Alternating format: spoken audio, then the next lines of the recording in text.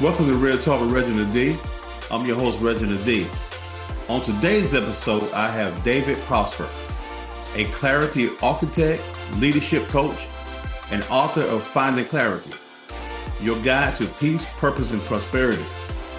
David also helps leaders, entrepreneurs, and creators escape confusion, break free from stagnation, and design lives they're proud to live.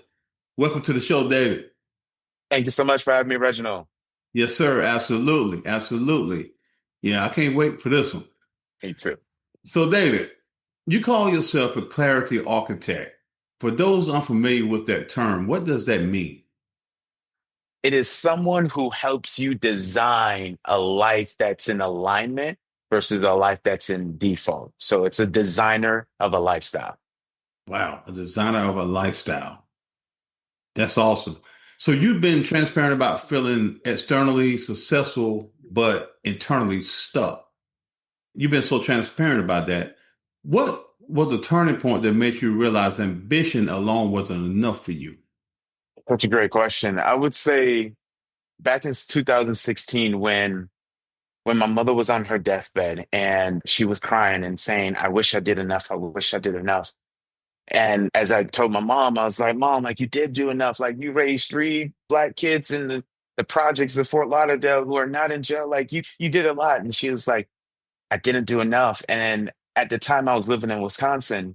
So I left my mom and I flew back home and I was crying. And I was like, at that moment, I was like, I will never say I never did enough. And it broke my heart because at the end of my mom's life, she talked about the things that she didn't want to do or she didn't do. And I could see my mother living in default versus a design. Like, so I started looking internally, like I was successful on the outside. I was working at a university. I was an admission advisor, but I felt so empty. And I never wanted to say the things that my mother said. And I never want the people around me in my space to ever say that. So oftentimes we do the things because it's the projected thing or what we're taught to do, like go to school, go to college, get a good job, get a 401k, retire. And that's a beautiful thing. And that works for some people if that's in alignment for them. But for others, there are a lot of creators who are dormanted because they're afraid to step outside of that box. So that was the catalyst moment for me. And I believe there's a lot of leaders, speakers, creators that have dormanted gifts and they haven't been using it in their purpose. So that's what my hope is as a clarity architect to help people redefine that, discover that, and start moving in that direction. Yeah, that's amazing, Dave, because here's the thing. Through the saddest moment of your life, you got the most powerful word that you could ever got that changed you. That's amazing. So in your book, Finding Clarity, you talk about peace, purpose, and prosperity. Which of those three do most high achievers struggle with and why? Peace, peace. Because being, again, a son of a Haitian immigrant, I've learned in the Western Hemisphere, we've been conditioned, programmed, and even nurtured to consume and to like more is better. But I love that commercial from Charmin. Less is more. So we think if we have more this, more this, more this, more accolades, more trophy, more recognition, more followers, that we're going to get to this level of fulfillment. And most high achievers struggle with peace. And peace is surrendering to what was and what could be and accepting what is. Wow, that's deep, man. That's deep. When I looked at that question I was going to ask you, I asked myself that because I'm like kind of a high achiever myself. And I was like, I said to myself, man, peace. Peace. I got to figure that part out. Peace is hard. I know it, man. I know it, especially when you at it all the time. Why do so many high achievers still stuck and are unfulfilled? I mean, they are high achievers. They're doing what you know, making things happen and things like that in life, and then still feel like they're stuck and they're unfulfilled. I've seen so many people like that. Why do you think that is? Great question. I think the biggest thing is they haven't placed purpose to their process. And purpose is a very overused word, even though I'm saying it right now. But purpose is essentially who am I supposed to serve? How am I supposed to serve him?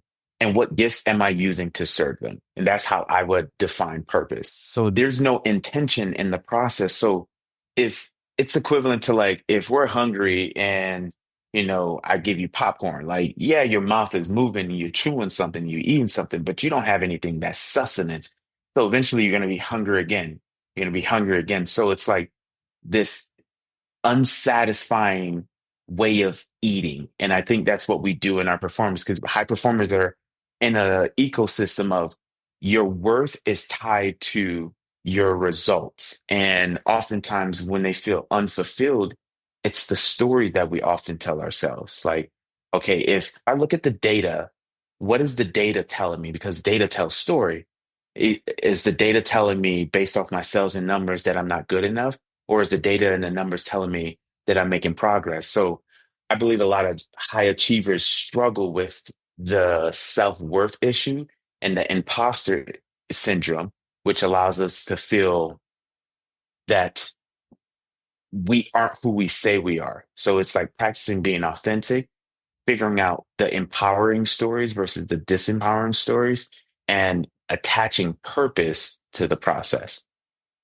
Exactly. You're so right about that. And the thing about, high achievers is that you walk around feeling like, you're on the island of your own because you're on this level that other people just not doing and stuff like Yeah. that. And everybody kind of looking up to you and you're the solution maker or whatever the case may be. But at the end of the day, man, you still just a human, still Yeah.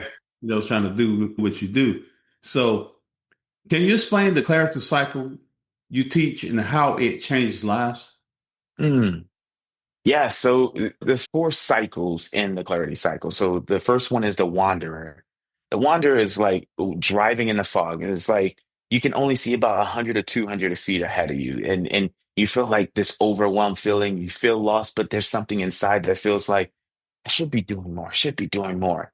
And the next step in the cycle is the seeker. And the seeker is the one who's constantly at seminars, networking events, listening to books, listening to podcasts, being around all of these movers and shakers because they are obsessed with retaining and getting knowledge.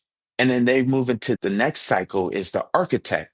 Now, this is where the seeker takes all of the information and then see what's in alignment with them and then start designing their lives based off, okay, I like this characteristic about Reginald. Like he's charismatic. He asks great questions. I'm gonna take that and I'm gonna apply that in my life so I can start implementing those things. And he has a podcast. Okay, I like that. So he has a platform where he can ask questions and promote himself. That's the thing I want to design in my life too. And then the last step is the flow master. This is where the individuals are just convicted and aligned and grounded. And this is who I am. This is what I'm doing. And they often become the teachers that reaches the wanderers and say, hey, I've been there too. Start by asking great questions. Start by putting yourself in good ecosystems. And I believe that when we go through the cycle, that each one should reach one and each one should teach one. Absolutely. I live by that. I actually live by that. So what's the first sign someone is living on autopilot without realizing? Oh, I remember seeing my mother like this.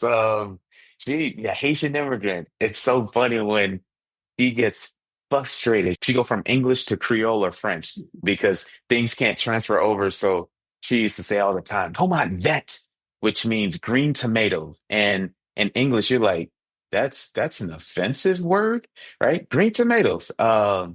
So the first signs that you're seeing is the irritable. Like the person isn't, they're not patient and they're not graceful to themselves, patient with themselves and patient with others. And you'll start to notice like passive aggressive language.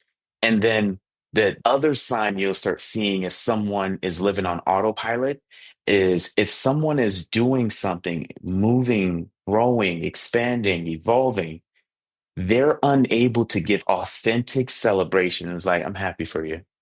Oh, that's cool because what happens is like it becomes a mirror to their lives and becomes almost offensive. So you can start seeing it with the irritable personalities, the passive aggressive communication, the instant frustration about everything, and then the amplification of minor details. One of my favorite book is The Subtle Art of Not Giving a Fly. And it talks about people don't have worthy things in their lives. They start giving a fly about everything else. So it starts seeing them magnify unnecessary conflict and drama. I never thought about it that way. Thank you for that. A pleasure.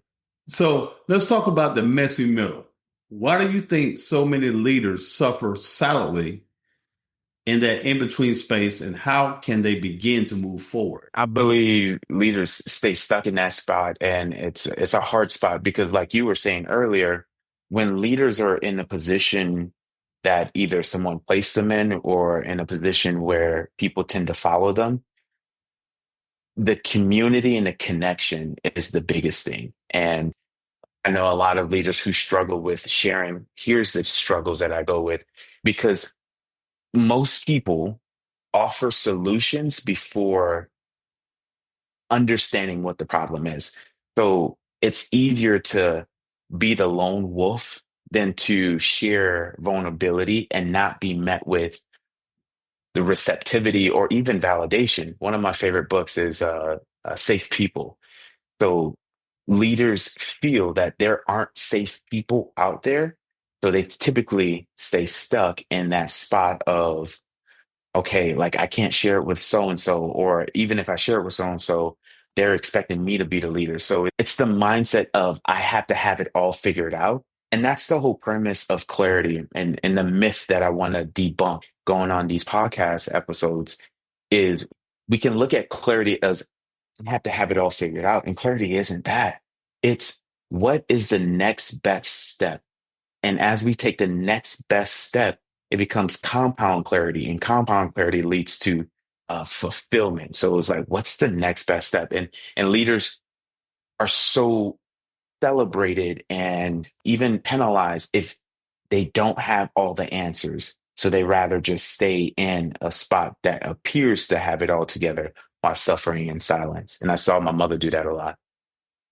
Yeah, I can relate to that, David, because through my few years here, being in leadership is like, man, I'm just going to make this thing happen and do this. But I found out that when you open up and let people know that you are normal, I'm human like everybody else.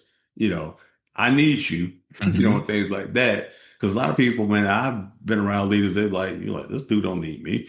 He doesn't act like it. But when you do that, everybody kind of gravitates to you more. Things starts to be on one accord and everybody's in harmony when they know that, hey, this guy just like us. He's just on this level in this position or whatever the case may be. And I think that's very, very critical, that because a lot of leaders fail because they just choose to be out there on the island by themselves and they want what they want and don't understand what everybody else wants. And here's a caveat to that, right? It can be a pendulum swing to that. Like being discerning how much you share with the people around.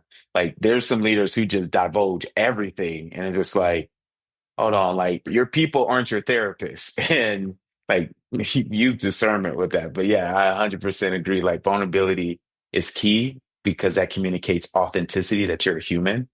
But too much of unfiltered and unresponsible information can lead to the same level of detriment too. Oh yeah. Oh yeah. Yeah. Yeah. Don't tell your dirty secrets. Let that part go.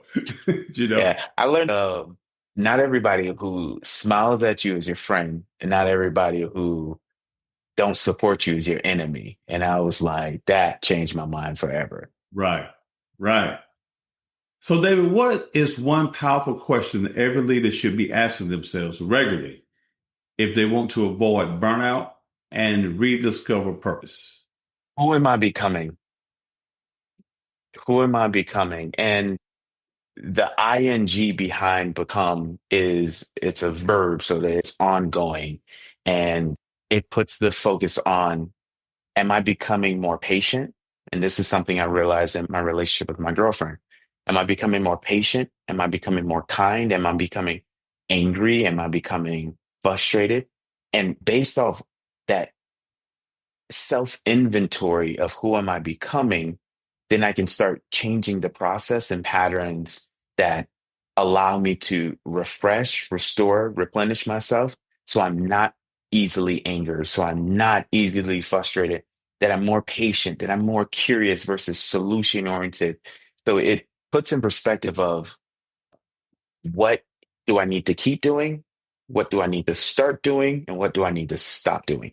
And if we can focus on those things like how we focus on business, we can avoid burnout, unnecessary burnout. Like stress is inevitable and that comes with the territory, but burnout and not being able to endure for a long time, we can avoid those things. Yeah, and I always say, as a leader, it's okay to burn out. But the thing about it is, you can burn out only for one night. You Ooh, got to get up and rediscover your purpose. okay. You can burn out. You can come home and be like, I'm done. I'm burnt out, but only for one night. You can, Okay. and I then like that. I'm gonna take that one. you can have it.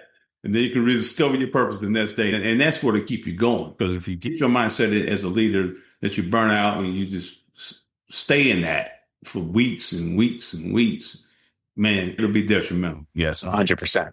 Right. So how does someone move from confusion to confidence? And where should they start? Ooh. I believe starting with ourselves is the first place. And I believe states allows us to move from place to place. So when I say state, like state of mind, and the first step I believe would be meditating. I believe heavily in God. The Bible is my foundation. So I pray, and that becomes my beacon of alignment. So meditating, it gets us from that survival brain, that fight or flight to our prefrontal cortex so we can start reasoning and nothing happens before that. Like if someone's in a panic state and you're just like, you need to be more motivated. You're not doing enough. Like all the motivational tapes that are out there, you're just like, no, this person has experienced trauma. Can you just like validate them and let them chill for a little bit? And it's like, no, you're not doing enough. And it's like now that's compound trauma. Thank you. Now the therapist, now they're not going to do anything. So it's getting to a state of calmness and groundedness. And then the next step would be if they're confused and they're in chaos, it's finding people in our spaces and places that we admire their characteristics, like someone who has authentic confidence. And I'm not talking about the fabricated confidence, like, look at me, I'm so great, I do great things. But if the person is like, hey, I like how you do, and you can tell when someone's confidently authentic is how well they compliment others without the needing of, you look nice today, look at me, look at me, look at me, talk about me, right? Um, and surround ourselves with people who have that.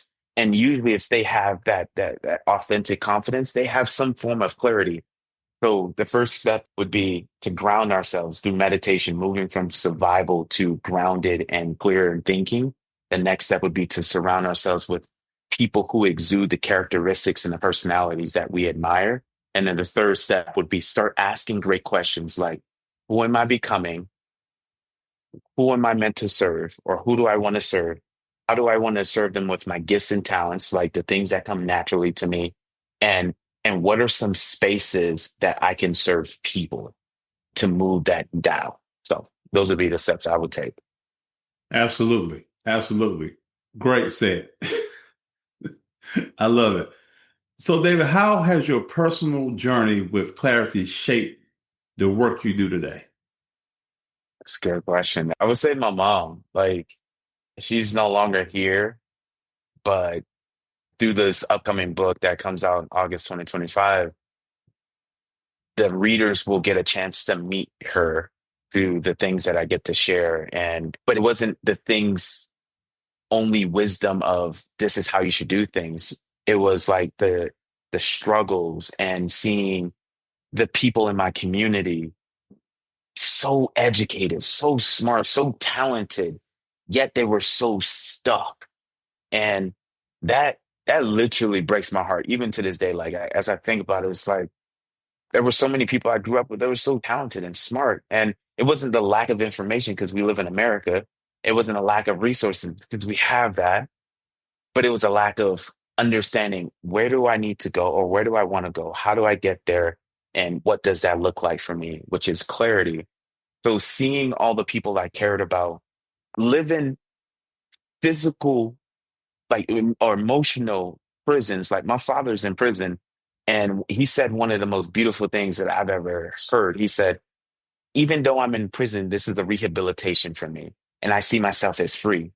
And I think about the people who aren't in prison, who are still in prison in their mind. So seeing that in my community, I was like, okay, what can I do to be a solution to this problem versus me getting on the microphone and saying, everybody's confused, everybody sucks, life sucks. Like I'm here to like solve problems, not echo the problems. And we have a lot of echo problemers out here, and I call them chaos agents. So I would see a lot of chaos agents, and I was like, you know what, somebody has to do something. And God spoke very audible to me. Is like, it's you. So that's literally the journey that shaped everything, seeing it, observing it, and be like, okay, all right, I need to do something. There's a lot of chaos agents out here. I need to be a clarity agent and combat this stuff and invite others on this journey as well. Yeah, because think about it, and you said it that everything starts basically in the mind, your mindset, how you think about things. You know, Yeah. that's where it all starts. I always hear people say, "I'm waiting on change to come." I'm waiting on the change to come. Well, the change comes through you. Yeah. Change is not going to come to you a lot of times. It's going to come through you. And that's the Hmm. way you think and the way you operate and things like that. So that's very powerful because I really do believe that a lot of people that I met personally, that the things they go through is all in the mind, man. It's all in the Yeah. mind. But it's just that, and sometimes it's hard for them to overcome it. And that's why, Yeah. I think they need to talk to someone or somebody give them more clarity on this and that and the other, whatever they're thinking, and it's very disappointing because, like I say, I've seen a lot of people that I grew up with and through my life are like, man, they shouldn't be like this, man. Yeah. They should be here. They should be doing better. They should be doing this, but they just can't wrap this thing around their mind that they are greater than what they are. So, Dave, you have a free clarity quiz. Can you share that with my listeners? Can you talk a little bit about that? Yeah. It's a free quiz and it's super short. It's a clarity archetype, and it helps you understand where you're at in this season. And it's not a one and done because we go through the cycle every single transition of our lives. So 1 minute we're the wanderer. That means we're starting a new endeavor, whether it's starting a podcast and a new job. The next we're a seeker, and then we're an architect, and then we're a flow master. So it helps you understand where you're at in the process. And then it gives you some language to understand, okay, like why you do certain things, your decision making skills, how you interact with relationships, what careers that are probably most in alignment with your archetype. So it gives some structure to understand where you're at and some steps that you can start moving towards. And ultimately, the goal is as you take this quiz and you get the results, that you have more clarity and, okay, oh, I've been validated. And then you can take the steps to start creating and designing a life that's in alignment. I like that. I really like that. Very simple, too. Yes. That's the thing about quizzes, right? Yes. People don't like hard quizzes. They love simple quizzes. No, you're not trying to traumatize people with school. I It's know, super right? easy based off your answers. That's it. So, David, if my listeners walk away with just one mindset shift from our conversation today, what do you hope it is, and how can they act on it this week? And that's a good one. I would say the biggest walk away, like takeaway from today, if you leave with anything, I would leave with this. Every day make progress, every day find clarity. If you can do that simple phrase, every day make progress, every day find clarity. Whatever's in front of you, you'll overcome. Whatever's in front of you, you'll become resourceful, you'll get through. And when you find clarity is it's your next step. So every day make progress, every day find clarity. Absolutely. So, David, lastly, how can my listeners follow you on social media, purchase your book, or join your Clarity Architect program? Oh, woo, let's go. So first and foremost, you can find me on the internet. I was supposed to be funny. davidbprosper.com, and I live on Instagram. So I am prosper one underscore. I am prosper one underscore. So you'll find all my handles. I'm on all platforms, but those are the places I'm the most active.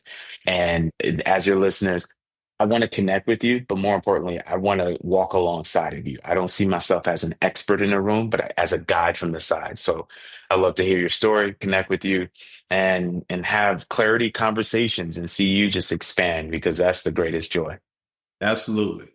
Man, David Prosser, man, I have really enjoyed this moment with you. I mean, you have really gave some real valuable insight, on leadership and on, people achieving what's there for their life and things like that, man. The world needs more of you. Trust me.